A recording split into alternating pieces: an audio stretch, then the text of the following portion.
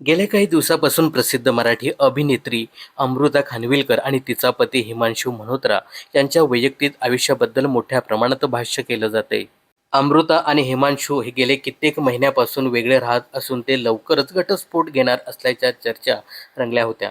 दोन्ही कलाकारांनी आम्ही एकत्र आणि विवाहित असल्याचं स्पष्ट केलं होतं.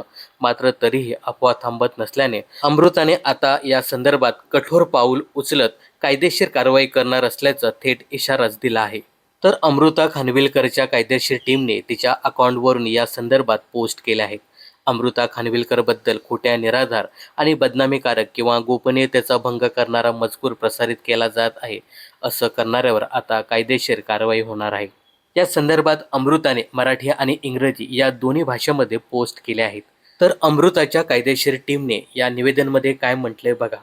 अधिकृत कायदेशीर निवेदन 10 ऑगस्ट 2026 पासून लागू. अभिनेत्री अमृता खानविलकर यांच्याबद्दल ऑनलाईन व सोशल मीडिया माध्यमावर त्यांच्या वैयक्तिक आयुष्याशी संबंधित असत्य, निराधार आणि बदनामीकारक किंवा गोपनीयतेचा भंग करणारा मजकूर प्रसारित केला जात असल्याचं निदर्शनात आले आहे.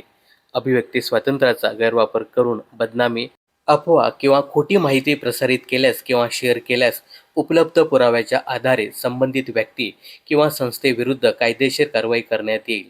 कायदेशीर टीम अमृता खानविलकर, अशी अमृताच्या टीमने पोस्ट शेअर केली आहे. दरम्यान अमृताने घेतलेला हा निर्णय योग्य असल्याचं तिच्या चाहत्यांनी पोस्ट करत म्हटलं आहे. तर या संपूर्ण प्रकरणावर तुम्हाला काय सांगायचं हे कमेंट्स करून नक्की सांगा.